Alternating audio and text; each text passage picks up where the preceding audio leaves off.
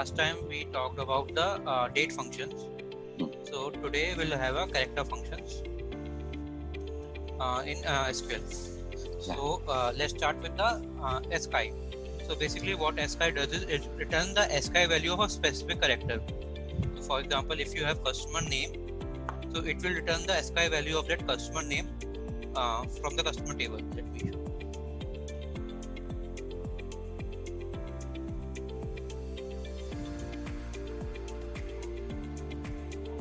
So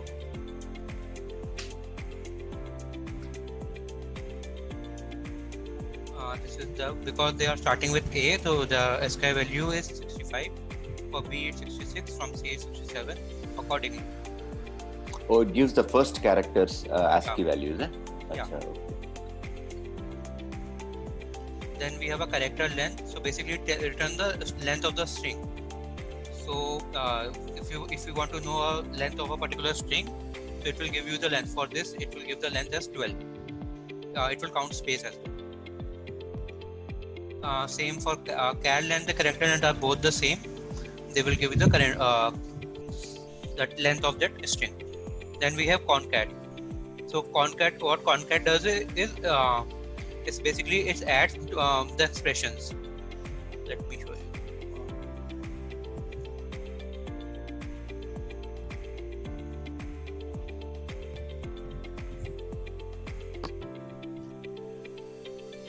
So you have all these expression. If you don't give the space in between, so it will not give you the space here. Okay. Then we have concat WS. So what it does is in the syntax is almost the same, but here we tell us what separator we want. So like in this case, we want a dash as a separator. So what it will do is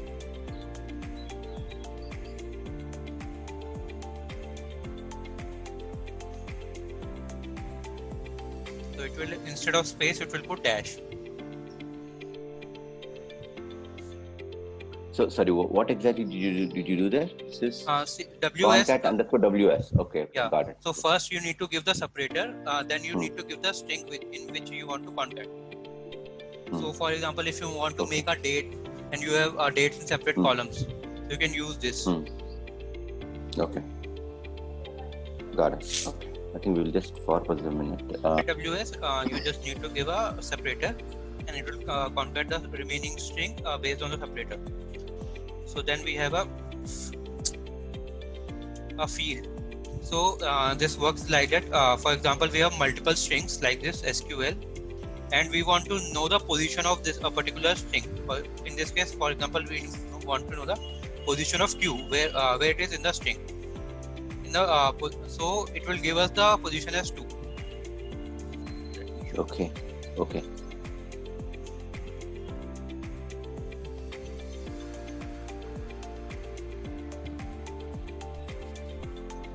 So yeah, like this, it will give the position as 2. But if you put it in a single string, it won't work.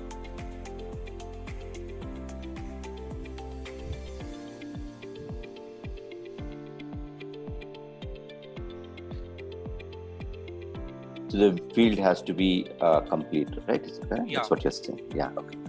We need an exact word, or basically, if we need a multiple strings. If you want to find its position in a particular single string, this function won't help you in that. Okay. Got it. Then we have a find in set.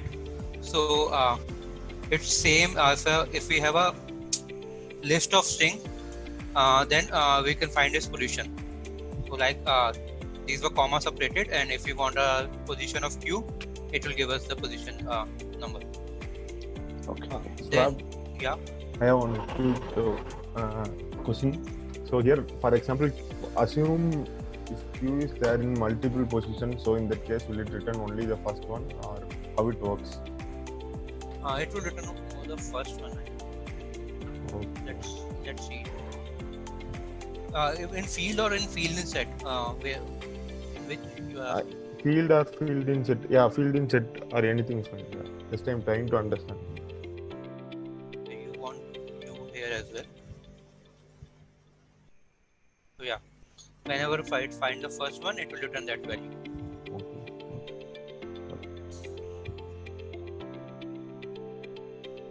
Then we have a format. So basically it helps in the rounding of a decimal. So for example, we have a particular value like this and we want to round it off to 2 decimal. So using this function you can round. So if you want up to 3 decimal, you can just, instead of 2 you can put 3. Then we have an insert function. So insert function, what it does is in a string, this is a string, this is a position from which we have to start, this is a position to which we have to end, and we want to insert example in this string.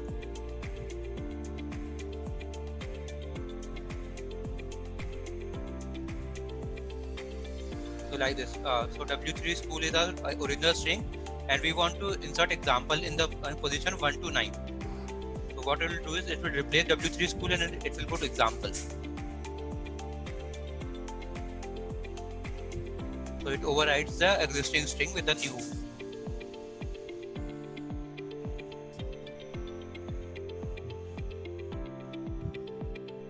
Then we have a in str. So it returns the position of a particular string in this string. For example, I need to know the position of 3 in this W3 school. So then it will give me the position of that W. So here it will give the position as 2.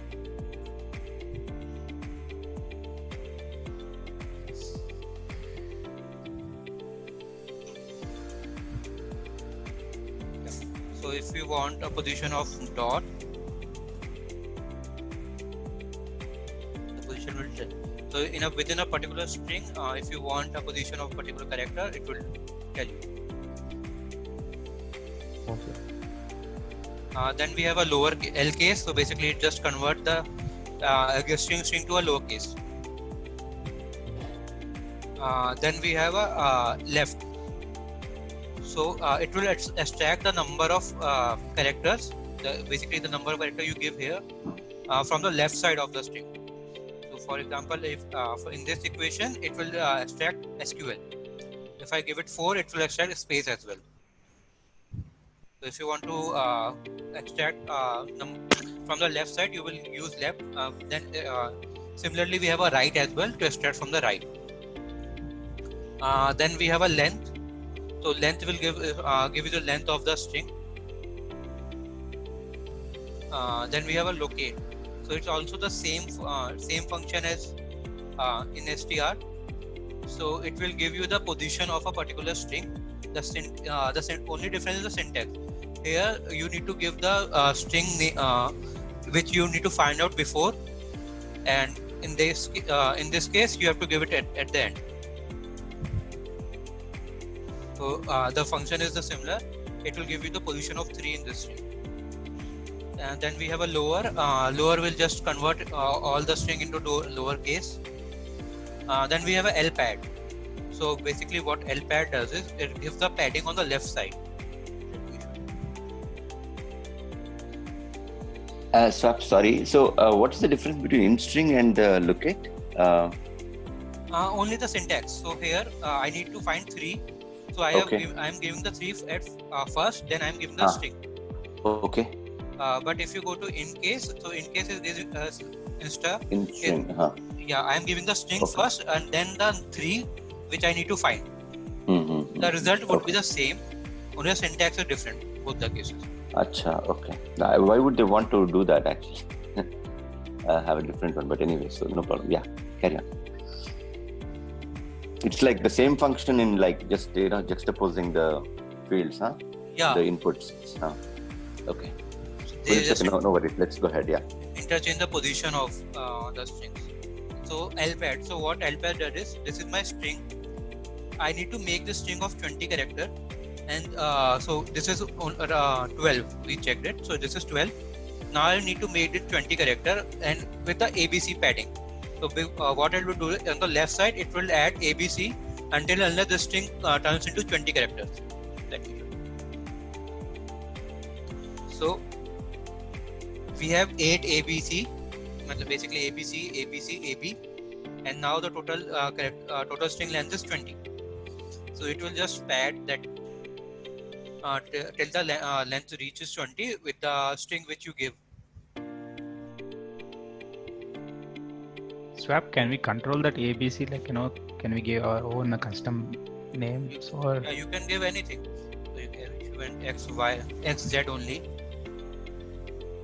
So it will give X, Z, X, Z, X, Z. Okay. And for example, if you give a bigger string, it will take only that much character that fits the padding. Wonderful. It will leave the remaining one.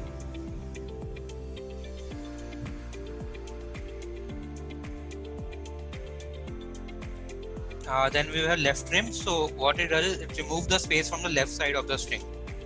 If you have, it will remove the space and it will give you the string without the spaces on the left side.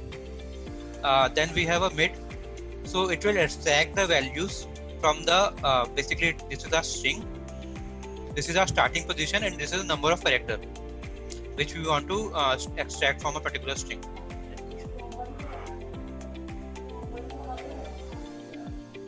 LPAD is unique, huh? So there's a RPAD also? Yeah, we have RPAD as well. Okay. Anyone can think of a use case for it? LPAD? LPAD, no, Chaitanya. It's at this point in time, I have never worked on it. Maybe Swap, do you have any? So maybe Chaitanya, there is some scenarios in which, for example, we have a numeric field. Okay, so if we have 0 before that, so what happens is, for example, I have 235. Okay, but my string length, basically number length is 10. So it will only show 235. Now I need to convert that into a character string and make sure that 235 should be 000235. In that case, we'll use left pad. So it will put a 0 in before 235. So it would look like this.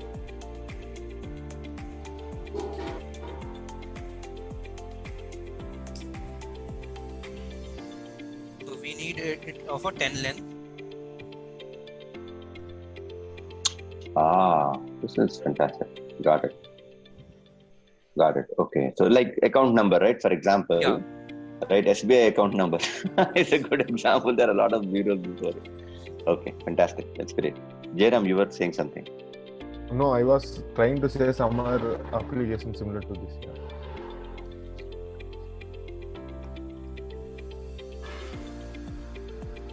Okay. So then we have a mid. So if we want to extract something from a middle of a string, so all this is our string, this is our start position, and this is the number of characters we want to extract. So in this case, it will extract TUT. Okay. Got it. Then we have position. So it's same with the locate function. The syntax is instead of comma we need to put in. So it will give the position of 3. Then we have a repeat function. So repeat is if you want to repeat a string particular number of times. So this is a string and this is 3 number of times we need to repeat it. So end result would be SQL tutorial 3 times.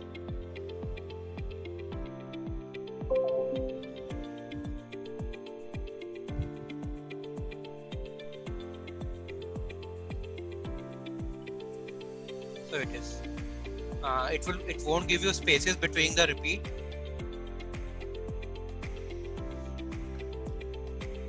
Okay, then we have replace.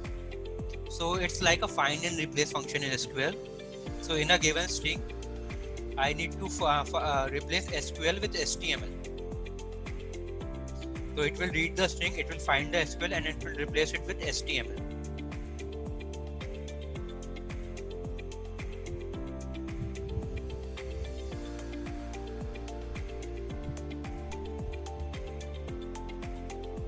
It is.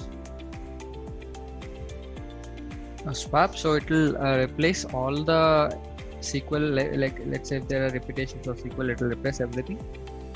Yeah. Okay.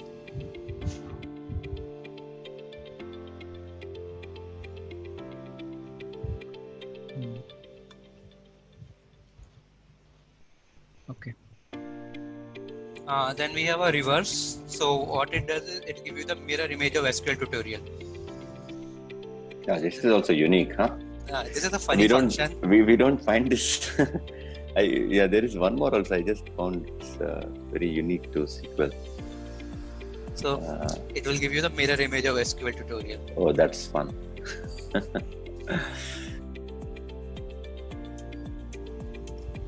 What's the other one? We just I think you just go back. What was the other one? LPAD. No, not LPAD. There was one more also which I. Sorry. Might be repeat. No, repeat is there in almost everyone.